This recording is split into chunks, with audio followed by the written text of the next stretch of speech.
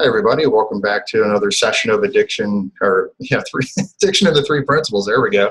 There's a good start. Today we have Marlena joining us. She is a psychotherapist from the UK. She co-owns a chain of psychotherapy practices, and she specializes in codependency and obviously codependent relationships, which is really why I wanted to bring her on today, because to me that's codependency is really one of the most common yet most unrecognized addictions. It's fairly easy to get addicted to other people and thinking that our happiness comes from them. And I've had some conversations with Marlena, and I really love what she has to offer and what she shares. And she actually helped me quite a bit realizing some of the codependent behaviors that I was carrying around.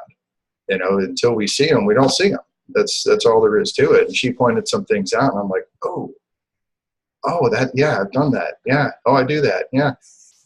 And it's such a cool thing. And she has such a really solid understanding of this and just an easy flowing way of explaining it. And it's so beautiful. I love talking to her. So I'm really excited to have her on today. And if you want to get any more info on her website is lovewithclarity.com. And it's an awesome website with some great articles on it about relationships. So without any more from me, Marlena, so what is really the essence of codependency? Well, first, thanks for your kind words, Greg. That was really, really lovely. I guess the essence of codependency, as I understand it, is being stuck in thought and behavioral patterns about how we need someone or something from the outside to kind of complete us for our happiness, for our safety. In traditional terms, it's more like being dependent on someone else and helping them manage their addiction, so that we don't have to focus on our own issues or ourselves. So it's like we can kind of maintain disconnection from ourselves by focusing on someone else. And that's quite a helpless position, I think, to engage in life in, because you are not like in your own business. So you're kind of consumed by someone else's addiction and their problems, and so you don't have to deal with your own. I know I can definitely relate to that. I think a lot of people with us today and a lot of people watching this later on can definitely relate to that. I did forget to say, I'm sorry, before we get too much further into this, I have everybody muted just to keep down on background noise. But if you have a question or comment at any point, please feel free to unmute yourself. We want this to be a conversation between all of us. If you don't feel comfortable unmuting yourself, in the participants tab, there is a raise hand feature. So if you just click that, then I'll work you in as we have time. So how did you get into really relationships and codependency? Mm-hmm. I guess I started studying to become a psychotherapist. And I was trained in all the traditional methods of psychotherapy, like person-centered and CBT and attachment. And it was all theory. Like they tried to make it practical, but I did not know about codependency or lots of the other issues. It's like you deal with depression or anxiety or addiction, but it kind of misses the root cause of everything. So I got into, I kind of found out about codependency when someone else pointed it out to me. And all my life I kind of felt like there was something wrong with me, or I was suffering from depression, or I was just not feeling very happy, or I didn't know how to be happy. So I guess that was kind of my thing, that I just thought, I'm just very good at suffering. That's what I'm here for. And I'm just not meant to be happy. However, I did think that the only way I could feel happy was if, if I'm in a relationship with someone else, and then they would make me happy. So I kind of set myself up for failure a lot, but you don't know what you don't know. So that was pointed out to me, and then I started doing a lot of research into it, and it felt, for the first time, like like it was real, like I'd hit the nail on the head. And it felt like I had something that explained things to me, something I'd never heard of before. And I just thought, well, maybe I'm just, crazy or not normal. And it wasn't like I never had experienced it in the traditional sense, because I guess the traditional sense is that you have a relationship with people in addiction or alcoholics. It comes from, the alcoholics. So it was more that you can transfer that onto other situations. Like if you're with someone who requires a lot of care, if you're with someone who's emotionally unavailable, if you're with someone who's not open for connection, or relationships in terms of being a workaholic. So it's all kinds of addictions focused on anything else other than life, I guess, or themselves. So it was like a personal journey for me, and then I made it into my dissertation topic at university, and then to my professional practice, just because I'm really passionate about it. And when I researched into codependency, people were writing down, these are the symptoms, this is the origin, these are your characteristics. And what I found was even the most reputable specialists in codependency, it's still not kind of hitting the spot. No one kind of focused on the cognitions. So it was like, well, you should do this and you have to start doing self-care. It was all very behavioral, but that would require a lot of effort if all these unhelpful patterns of thinking are still in place. So as long as I really, really feel like I'm not okay, I'm incomplete, I'm unlovable, I need someone to make me happy, all these kinds of thoughts that underlie codependency, it's natural for dysfunctional behaviors to take place. I will never be able to engage in a healthy relationship as long as I hold on to those beliefs. So it was just like learning to see what keeps us trapped within this codependent mindset. So it started off personal and then went professional. Are you saying that, like, I haven't heard the phrase before, really looked at codependency, but are you saying it's an attachment we have to something?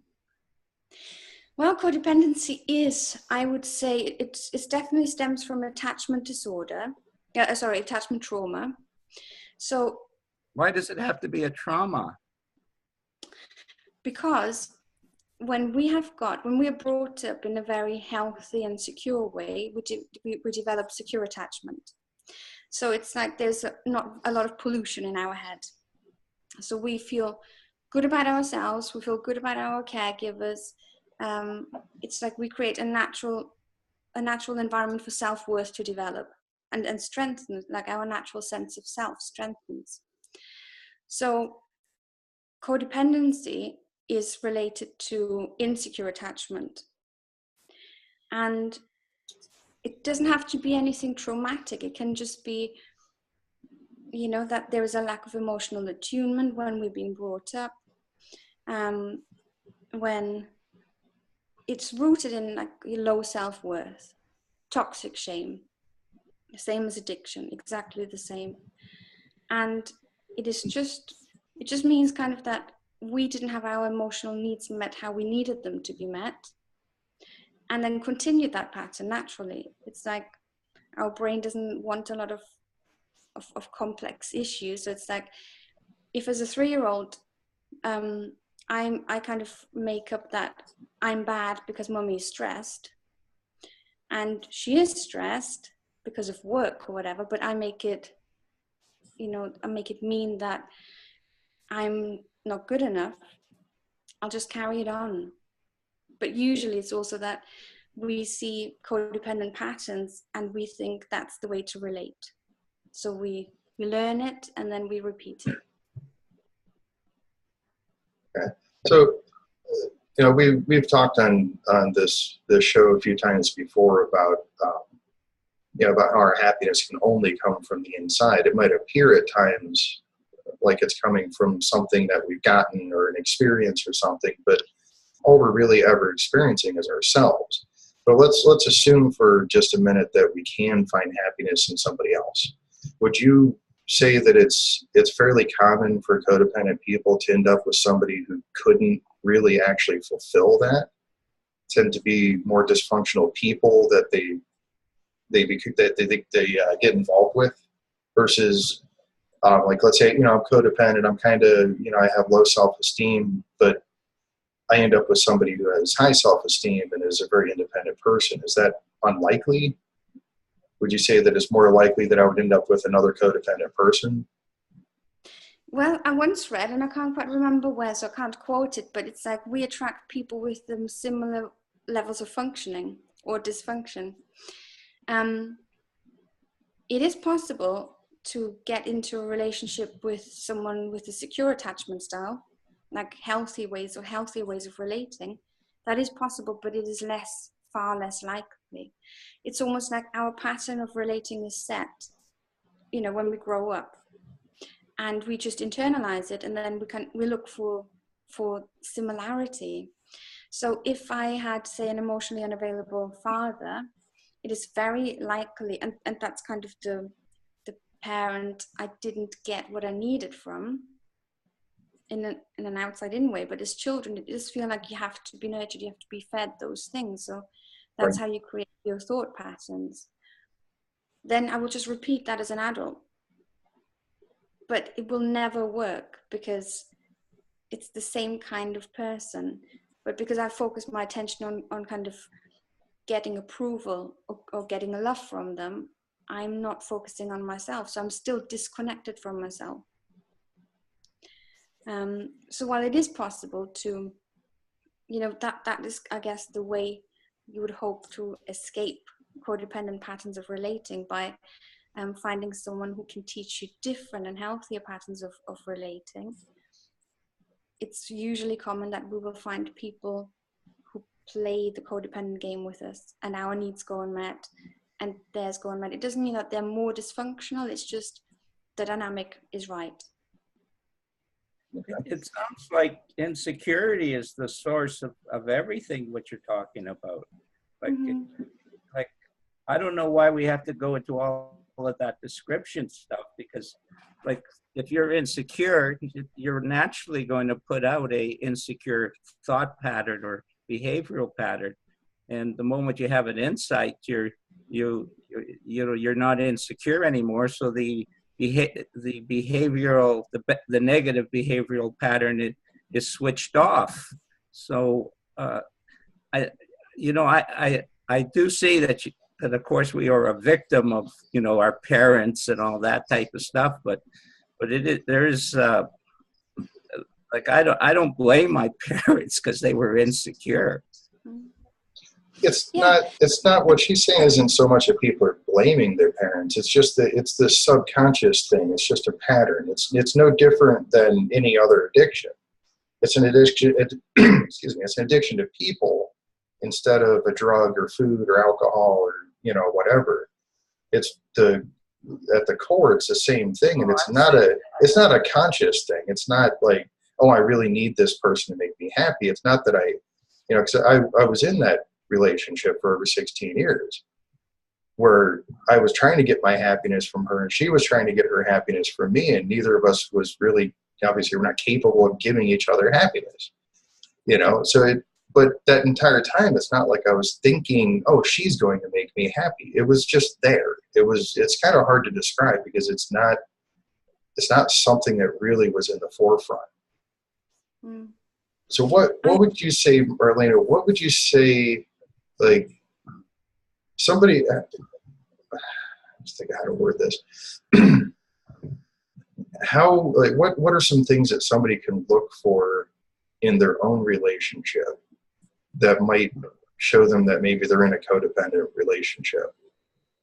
You know what I mean? Like, what are some signs that people can look for? Yeah, sure. I think that's a really good question. It is definitely all, like, if you have an understanding of the three principles, it is all insecure thinking. can summarize it as such. And there are a few clients who will kind of snap it up and run with it. And of course, then once you know, and you're okay. For most people, and I'm included in this, it's more like a gradual development and deepening of the understanding. So unconscious patterns kind of run us until we become more conscious of them. I can't dismiss something I don't know. It still feels like the truth. So in relationships, there would be a lot of, it would start off with very high expectations. And again, like you said, we're not conscious of it, but it is reinforced in culture. Just listen to any love song. It's like, all of me and all of you. And it's like, that's the culture. Disney films, a girl needs the Prince Charming to rescue her. It's just ingrained in us that we need to go out and find someone to make us happy, because if not, it's just not how it works in the media, for example. So in codependency, what we normally end up having is a power struggle.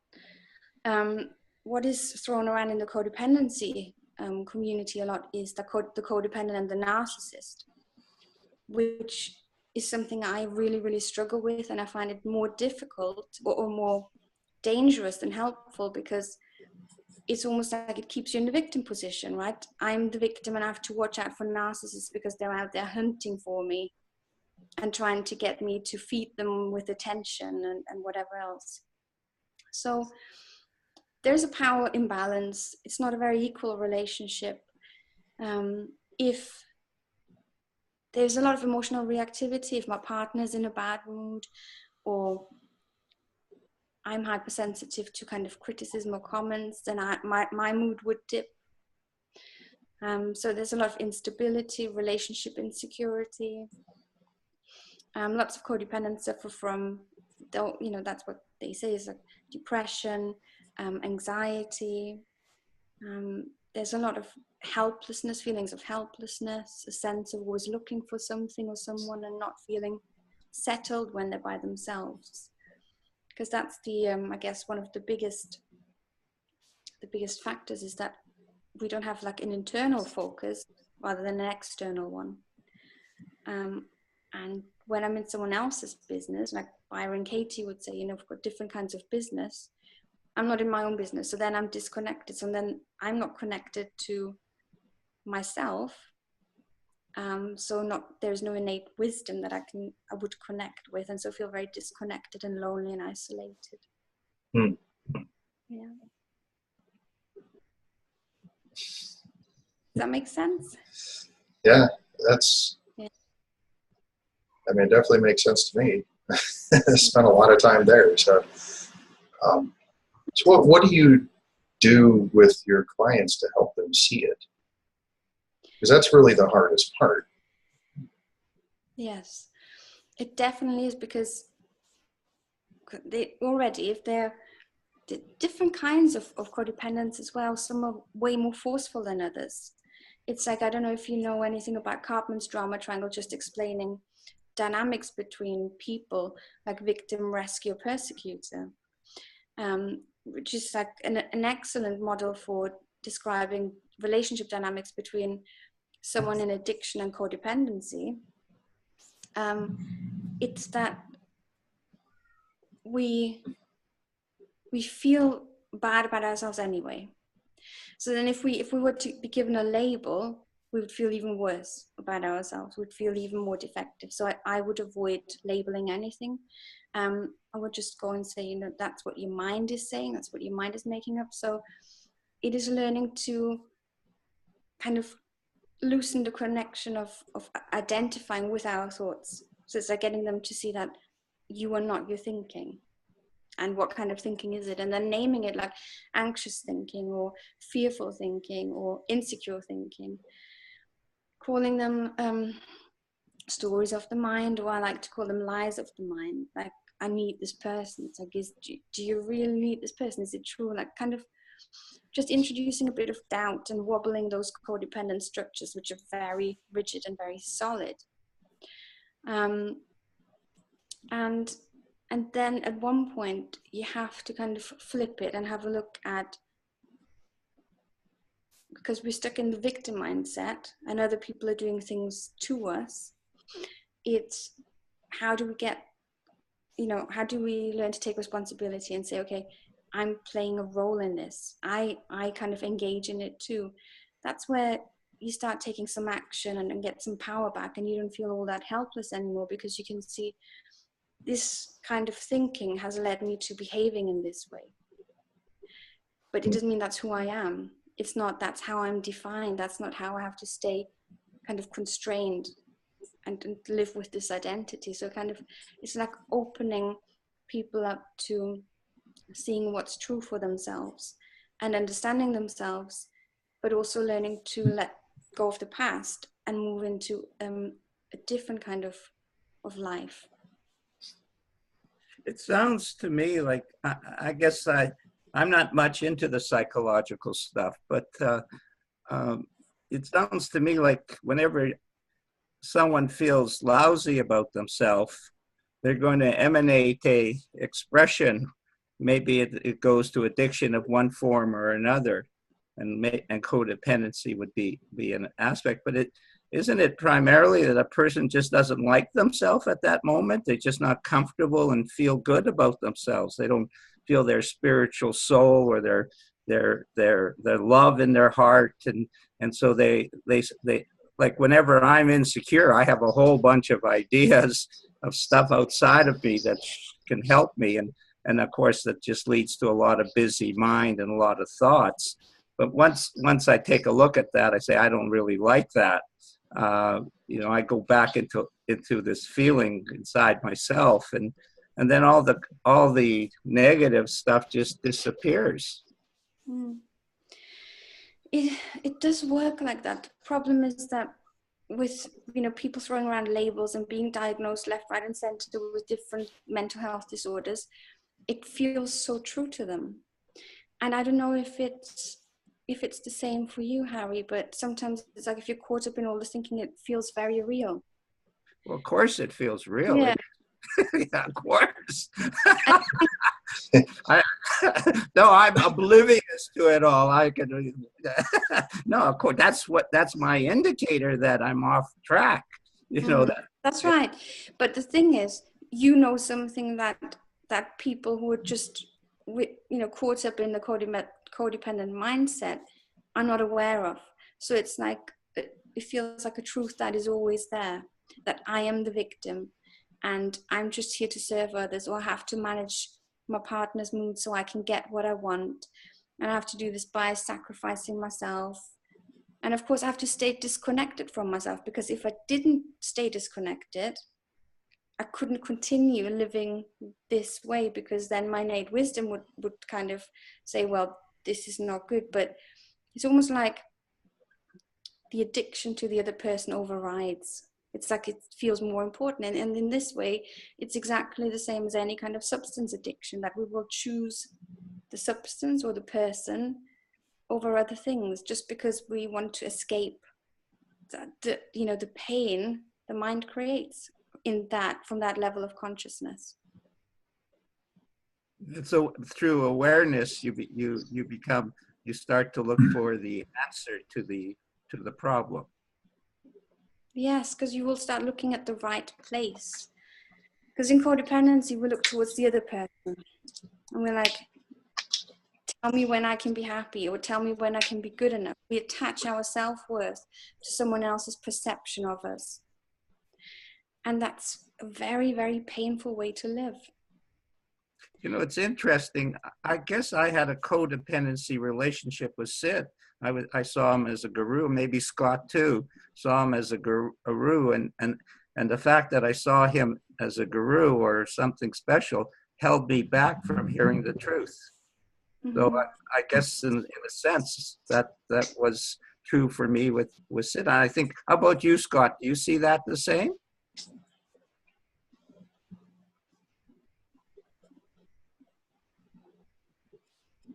Scott, you're muted. There, you're unmuted. Oh, okay. Well, when I think about it, when I met Sid and whatnot, I was just really, the things that he was saying at the very beginning, I couldn't get a grasp of the understanding, but I knew there was something there, and I kept, and then as we went on, things that I did know and things that came together started making sense. They really did.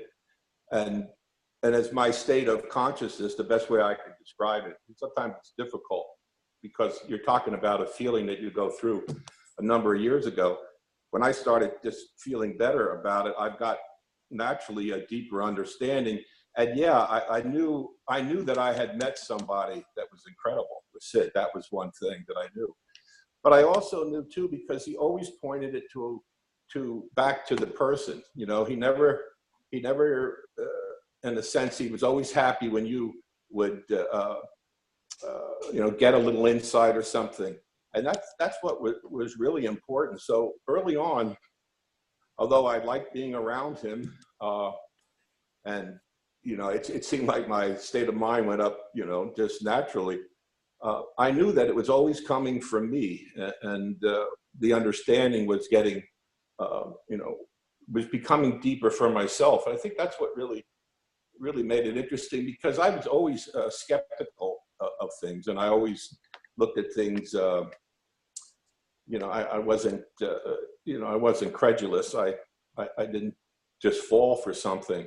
So I just looked at it, but I knew with Sid, and of course I had a big epiphany when I heard him talk for the first time. And that was a big one, when I saw in my mind that it's all thought. No matter what the experience is, it's thought that you're going through, whether it's negative or positive. So for me, Sid always, I guess in a sense, kept me grounded. I always enjoyed talking with him. I was trying to get it as pure as I could, but you have to watch, because your mind wants to get into an analytical mode, right away. It wants to try to figure this out. And that's the thing that's kind of tricky in a sense, because, we're talking about ourselves, we're talking about thinking, we're talking about a formless energy. And we have to talk about it in words. We have to put it in some sort of form to talk about it. But it all just, again, gets back to ourselves. So I knew, and I liked the whole idea that I tried to keep myself in as much as I could in the highest state of mind. And I went up and down and whatnot. But, early on, I also found that my low periods, were not as low as they once were. My high periods were, were getting higher. I was feeling better for longer periods of time. I started to, and believe me, I went through things, in life. I've had it, I think, as rough as a lot of people. Won't go into all those details, but,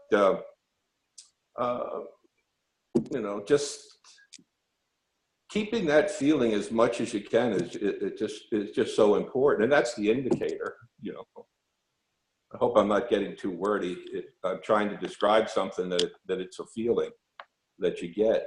And when I work with other people, or, I'm around friends, I'm always trying to point them, to what they have, that they have that inside of them. And sometimes it's joking around. If I can get, when I worked in a hospital and I did physical rehabilitation, and I worked a lot with spinal cord injured patients, I always like to have some fun, because if I could get them to laugh a little bit, I mean, it wasn't the main thing I did.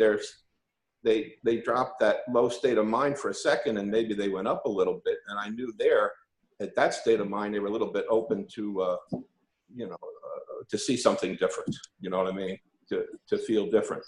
I mean, I learned so many things. I could talk for days about it, but I also realized that I thought was important is that I don't really know how somebody else feels. I really don't. I have my idea, how they feel. So that was really important, and it was just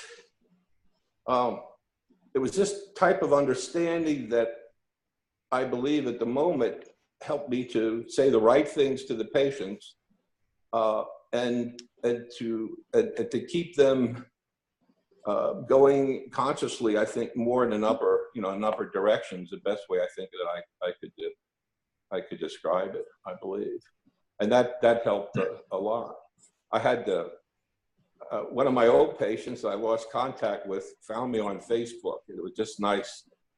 And he told me of an incident, and I almost, I didn't quite remember it, that I came in, talked to him, and he said, I know maybe you don't even remember this, he said, but that was just so helpful to me, what you did that day. And it was just really nice that, and you don't know when you're making contact necessarily, but what had happened was there was just something that sparked him, that gave him a little bit hope in his situation. And it was just that I came in, I was feeling good, I wanted to go see this. I knew he was a new patient. I was feeling better and better about going to work, and work hadn't changed, but I was changing. Scott, one thing you're talking about, which Marlena's, I realized something as you're talking. It seems like in our life, we need to contribute to the other person. We want to share love and caring with the other person.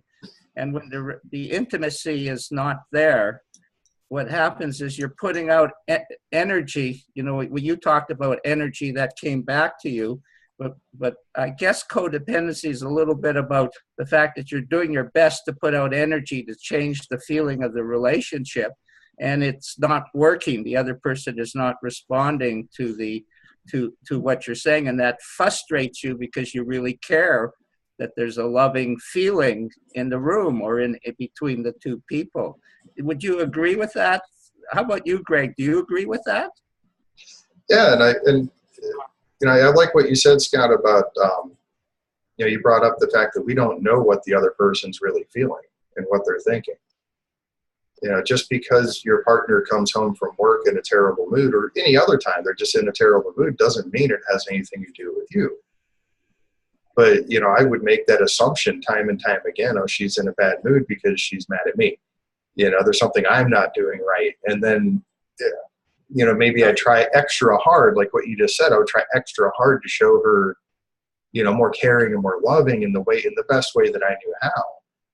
And at the time, maybe it just smothered her. And instead of getting her in a better mood, now suddenly she's feeling like, just leave me alone for a minute, It's like, so assuming that we know what the other person's thinking, what caused their upset, is a big part of codependency, in my experience.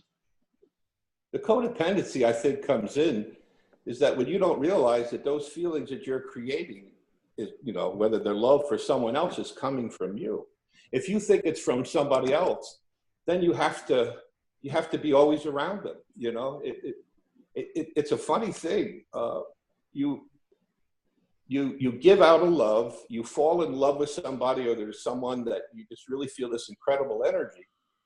But the whole trick of it is that you're creating it at the moment. You're the one that's giving this. So if you start thinking it's coming from that one particular person, then you're caught on a merry-go-round, in a sense. Now they do, and it's a hard thing for me in a way to explain. Of course you feel a love or attachment for someone, but the feeling that you're creating is coming from you, because sometimes in life we lose that spouse, and some people never get over it, and other people go on and remarry again, And again, it's how you're thinking about it at the time. But it's also about, like you said, the feeling is coming from you. So even if you lose someone you love, you still love them, even though they're not there. Mm-hmm. That's like indication that is true. And I loved what you said about the space you create, like the fun you had with a client or clients. That's a form of intimacy. And because you create that loving space with them where they're safe, they get a break from their codependent thinking or painful thinking or insecure thinking, whichever. And you give them an opportunity to connect with themselves. And naturally, you get a nicer way of being, a nicer way of feeling. And I think it's very much like parenting.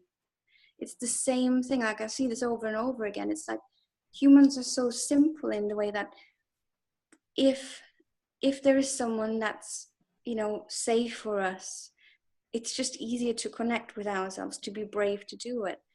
Once you know how to do it, you can pass it on, and you give that, like you give that back to people. But like I said, it's like, as long as you believe someone else has got something you need, it's a totally different intention and a different dynamic. And if you don't know this as the care provider, then you feel responsible for that individual. There was somebody that I worked with, and he did counseling, and I told him one time that I gave out my private phone number, for people to call me. And he said, I would never do that. They would call me all the time. Because in his mind, he didn't see that what he was doing to help that person was thinking it was coming completely from him. Well, that's just reinforcing dependency, and that's the problem. It's like that might be a very unpopular opinion, but that's why I'm not too keen on reinforcing handing your power over and things like this. It's like you have got to see that the power is within you. We create our own experiences. I create my own feelings. I don't need anything or anyone to make me feel anything.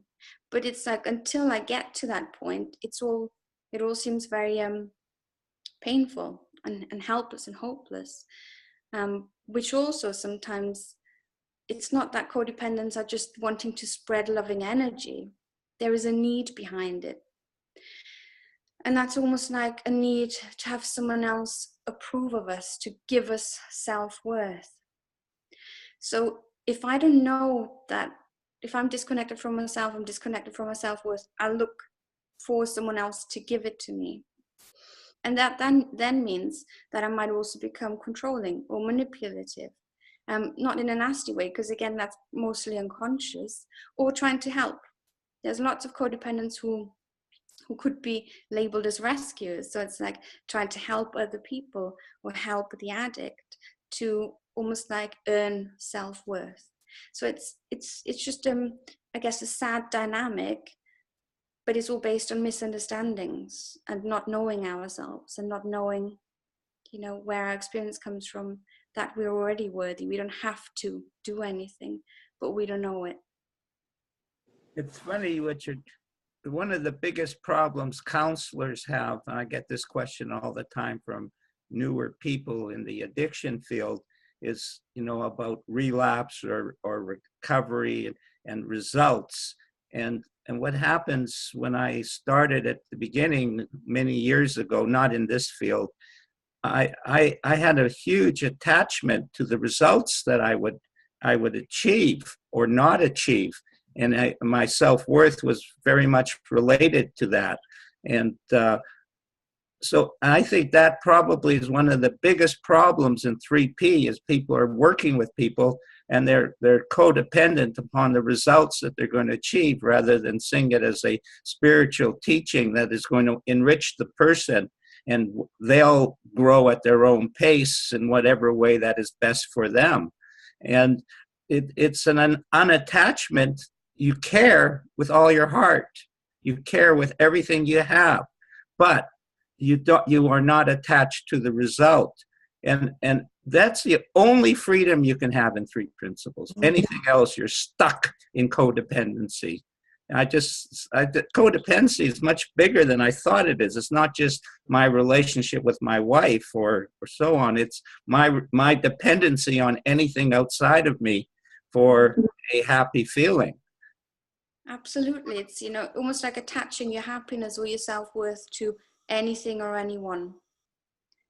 And that, you get too caught up in the results. This is where burnout, and it happens very innocently, but people, that term commiserate, get taking on the person's illness, thinking that that's, in a psychological way, that's going to help them to help the person, but they find that they start, I think, maybe blaming themselves or whatever, or they're not doing enough, and then the burnout, begins.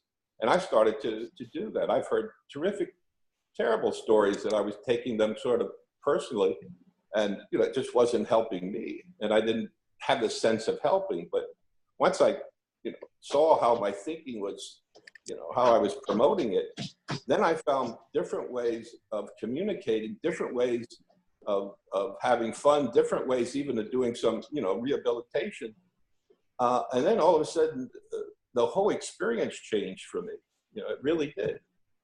And it was neat because then I thought, wow, the sky's the limit. What else can I do? And then I invented some things.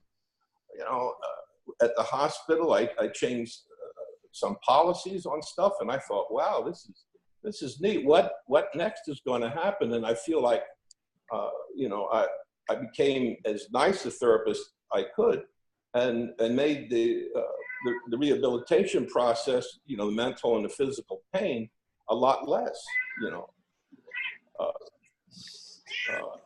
And I like working with difficult patients.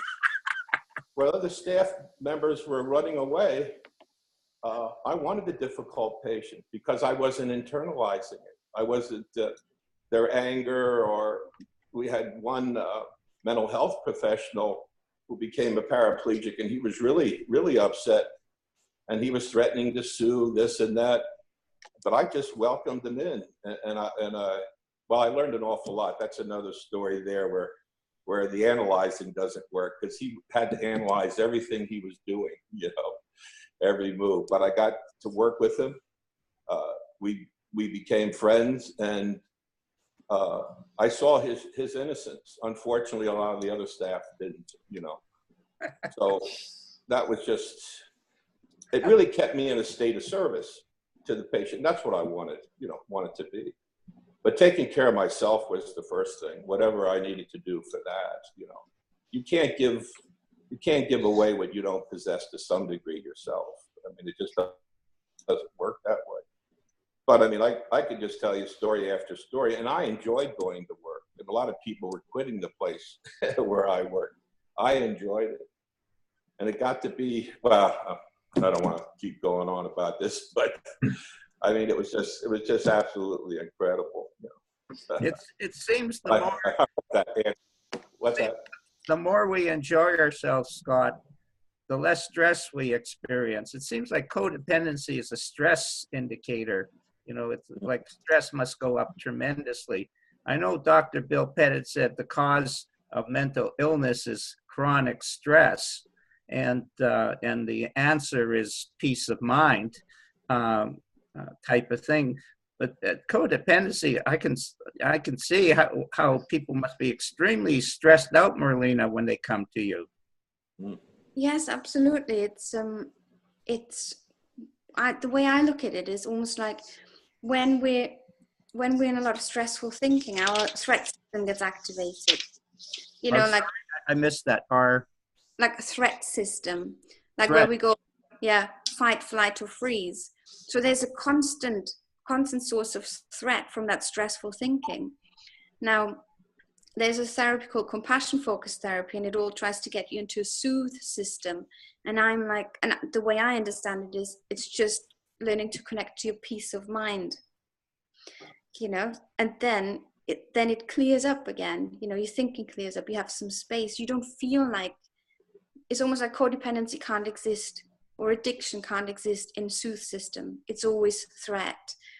And it's incredibly stressful, because it feels like you constantly have to work hard to keep those anxieties, those fears down, the panic, and manage those difficult feelings.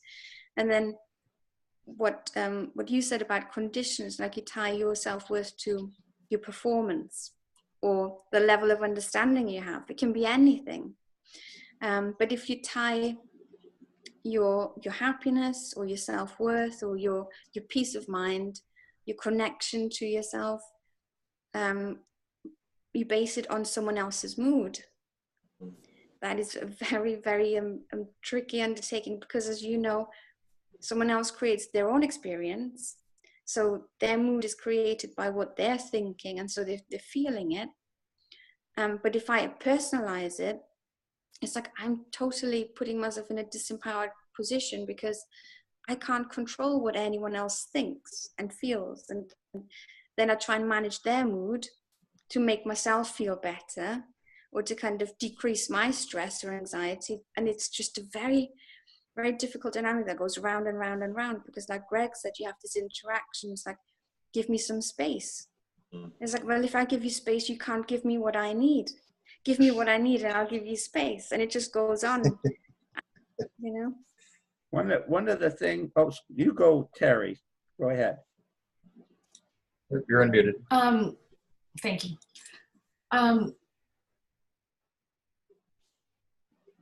I long history, codependency.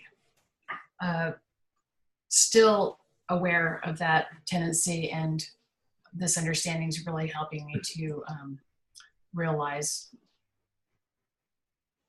basically all is well. And I have a particular person in my life that, who I've mentioned that I'm kind of, in this place where I'm exploring. And we had a conversation earlier today about companionship. And this person is very isolated. And there was this discussion around, if I could just have some companionship, even if it's just like once or twice a month, that would feel so great. At least I'd feel like I had a human connection and stuff. And I know on a deep level that I'm okay and he's okay. And there's like a sucking vortex feeling I have when he starts to talk to me, like he needs something from me, like this kind of a, and my reaction to that is kind of like, oh my God, I gotta get out of here. I can relate to Greg's wife, that just sort of that, of course she was caregiving at that point, and it feels more like, I don't know what it feels like. So I realize the answer for how to be in a relationship, any relationship, starts with my inner knowing and my peace of mind. And I don't have to worry about it. That, I'm also going to make a lot of mistakes with my thinking. It just happens. I liked what Scott said about, to raise a level of sense of humor, because this person has a very good sense of humor. And whenever we're laughing and stuff about something he said or I say, there's no sense of, or there's no feeling of a sucking feeling going on, or my needing for him to be any particular way so that I can feel like I'm saying or doing the right thing. So I don't know if I got a question in there. This is pretty common with me. I just kind of go off and then wonder if anybody picks up a question. But right now I'm just assuming, there's a big word, or knowing on a deep level that it's not up to me how or when or why or anything around whether anyone gets anything. It's up to my part is to understand my own truth and understanding and knowing. And from that place, someone may realize their own, I don't know. But that, to let go of the need to communicate or get someone to get anything out of something I might say or do, is part of that recognition of that, letting go of that need and basically trusting or just knowing that the truth is in everyone and the knowing is in everyone. And I really don't need to do anything. And when a person is coming towards me with that kind of like, it feels like a, octopus tentacles trying to grab on, I have an answer inside myself on how to handle that in the most loving way. So my part is to get in touch with that for myself.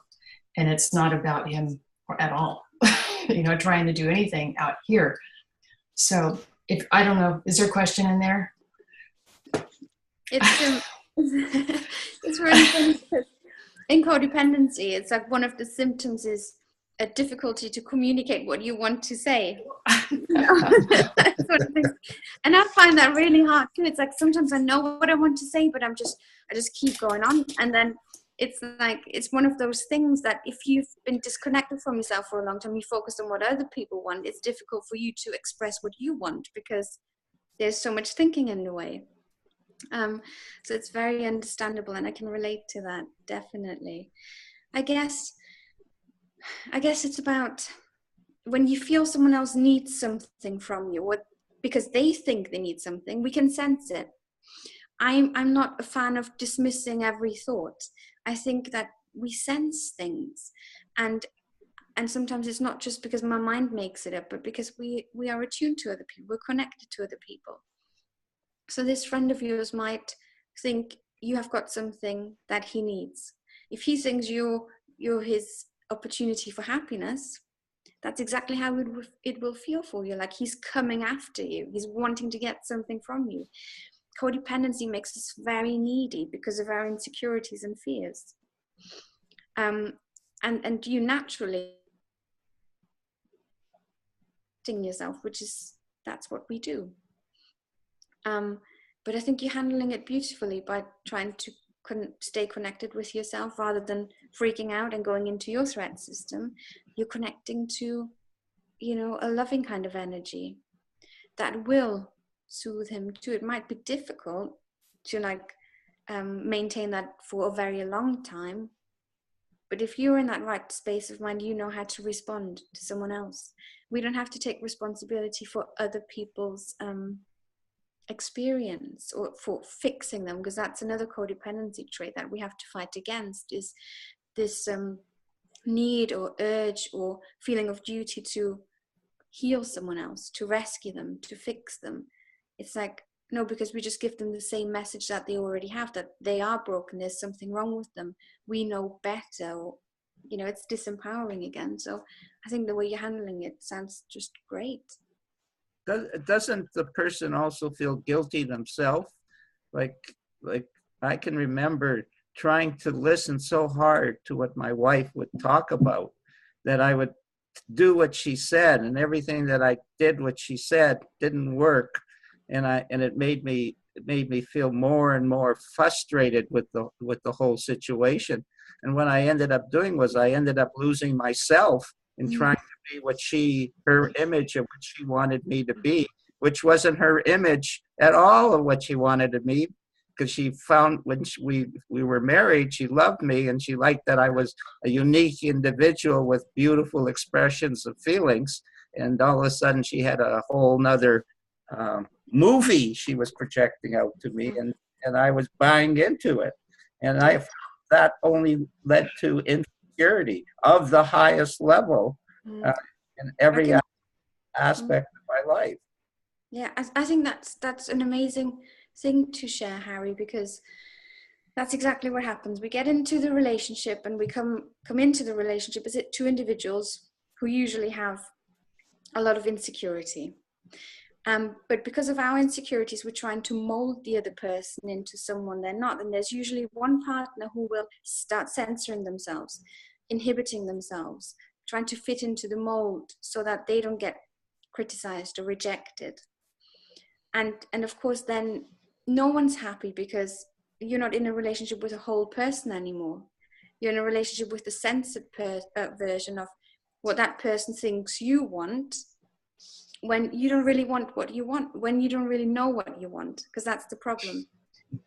It's like if you're disconnected from yourself, if you're not able to access your innate state of love and peace, your mind gives you all kinds of... the answer. That has to be the answer. You have to do that, or else you're buggered. Yeah, because you kind of, then you just use your thinking, that this feels bad, so what shall I do? How do I get him to fix this feeling? It's like, it's never going to work. It's just going to destroy the connection, It's the principles in action. Yes. So when sorry. So when someone is when this person, say, because this is what I'm talking about, is telling me, like in very straightforward language, I want to spend more time with you. That's like, and it comes from a place of, just know I'm always here ready whenever you have a minute to speak. Let's do something together. And I'm going, holy crap. In me, I'm feeling that triggers my, oh my God, I'm going to be liable. I'm committed to something that, and now it feels like a drain because I'm, someone's waiting for me, and so my part right now is to settle myself and to hear whatever I need to hear past all that and not get caught in my own thinking cycles around how I'm feeling it's a feeling. I'm sharing a feeling with this person that feels, it's all my own projection, but it doesn't feel that way. It feels like someone's trying to to commit, to try to get me to do something. Just go to the feeling. Forget about Yeah. Well, the feeling is crappy. Forget about it. Just go to the So stop all that stuff. It's all getting in the way. Just go to the feeling. There's the answer there. There's no other answer anywhere else. I think the feeling says that if that person, if it's like he wants something from you and you have a bad feeling, it's like you know how to connect to the good feeling. From that space, you can be there for him, and you know that his fearful thinking is not your responsibility to fix. So the only kind thing you can do for everyone is to go towards the good feeling of like being in that loving space, and you know that there's nothing you have to do apart from trying to stay in that feeling. But from my personal experience, it is sometimes very difficult if all your life you were conditioned innocently, very innocently, so there's never any need to blame anyone, to take responsibility for other people's feelings. Those are the moments when it's going to be difficult to not go back into our codependent tendencies.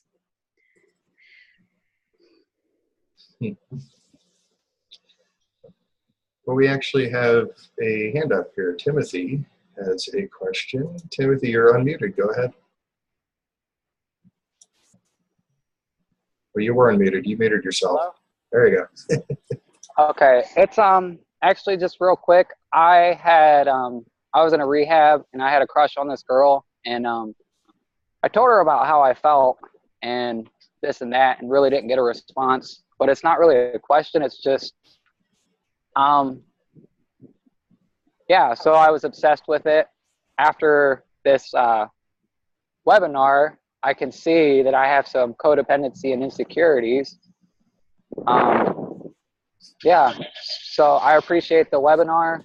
Like, when I let it go, like, it is what it is and all that, like, I feel better. But when I'm like, I have the thoughts of the crush and all this, like, I wonder if she likes me and this and that, I told her. But, anywho, I appreciate. Don't be afraid of those feelings, Timothy. It's part of the journey. Take it from an old fart. It's just part of the journey. I've been through that a million times. The heart has a voice of its own. Definitely. But Yeah. if you feel like you need the person in order to be fulfilled, that's when it kind of crosses over that, invisible line into something unhealthy. There's nothing wrong with having feelings toward another person. That's natural. That you're alive. I mean, that's one of the most wonderful parts of life. And it doesn't always, even though it starts that way, it doesn't always have to turn into something romantic. Some of my best friendships are with some women that just, I don't know, we really hit it off in the beginning, and it just never turned into anything romantic. But that initial feeling was there, and I at least I'm getting better at it now, but back then I did sometimes start feeling like, I need this person, to feel better. I need them in this particular role in my life. And now I've really grown to just appreciate any role that people take in my life, even if it's the ones that really test my patience and my nerves. You know what I mean? Even they have a purpose, because that points out the fact that obviously I'm caught up in my expectations on how I think they should be acting. And expectations are a huge cause of suffering. Yeah. And that's a big part of codependency too, is our expectations on the other person to fulfill us. So I'm really noticing more and more what my expectations are of other people. And it's really helping me quite a bit, especially, last few months, I've been making quite a few new friends and getting into different musical circles and stuff. And it's amazing to finally go into new relationships without those crazy expectations of trying to figure out exactly where this person is going to fit into my life. And instead just take it as it comes and realize that they're in my life right now for whatever reason, doesn't matter. I'll find out later. For now, just enjoy being around whoever's around. And it's such a beautiful thing to not have such an attachment to it anymore. Yeah, I just, real quick, I'm noticing, like, I've been in recovery or whatever. I've been, using drugs for, like, majority of my life. And just lately realizing that I have a choice today is big for me. And, like, this woman is definitely a choice. I like her. She's cool. We share interests. So just trying to let it be as it is, Like, I create my own happiness, and if it's meant to be, it's meant to be, kind of deal. That's the way it works. But then the whole feelings thing is like, I want to put my arm around her, or I want to hold her hand while we're in this concert or whatever. It just, yeah. Anyways. Write a book about it. It will sell really big. Okay. Cool. Thanks, guys. All right. So let's see. Maybe So Marlena, Marlena, I was just gonna ask you if you have any like parting words of wisdom for people. A little message of hope for anybody who just maybe watched this and realized that, oh crap, maybe maybe I'm a bit codependent. Mm-hmm. Well, I think that if it's like recovery from substance addiction, for example, it's like normally what we find afterwards is codependency. We kind of turn to a relationship or something because it's also culturally reinforced. But I think that there's so much literature out there on how to deal with it, and it's way more simple than that. It's just stop fearing, connect with yourself. It's like turning everything inwards so that you can kind of empower yourself to break out of this codependent prison, and then you can love fully. And like you said, it's about present experience. It's choosing to take what life has to offer you without trying to fit it into some kind of thought-created mold.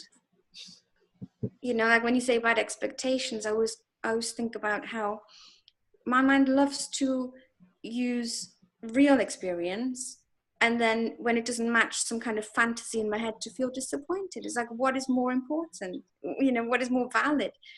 It's like once you learn to see that codependency is based on very innocent misunderstandings and conditioned patterns of relating, it's not something you have to fear as much anymore. It's like in the beginning when you realize it, and there are so many different symptoms and traits, and there's so much literature on, what you should do, what you can't do. People think it's like a lifelong condition, and now they can never have a relationship again. It's like, no, you can learn to let go of these unhealthy and unhelpful patterns of relating so that you can finally experience love, which is like your birthright. We're all born like that. And it's just painful thought, distressing thoughts that get in the way of us experience that wonderful connection with ourselves and other people. So It's like very hopeful. Very beautiful. Yeah, life does not have to be a struggle. No. It really doesn't. Life can be just absolutely beautiful. If you want to get a hold of Marlena and learn more, again, her website is lovewithclarity.com. And I read through the articles on there. She has some amazing stuff on there.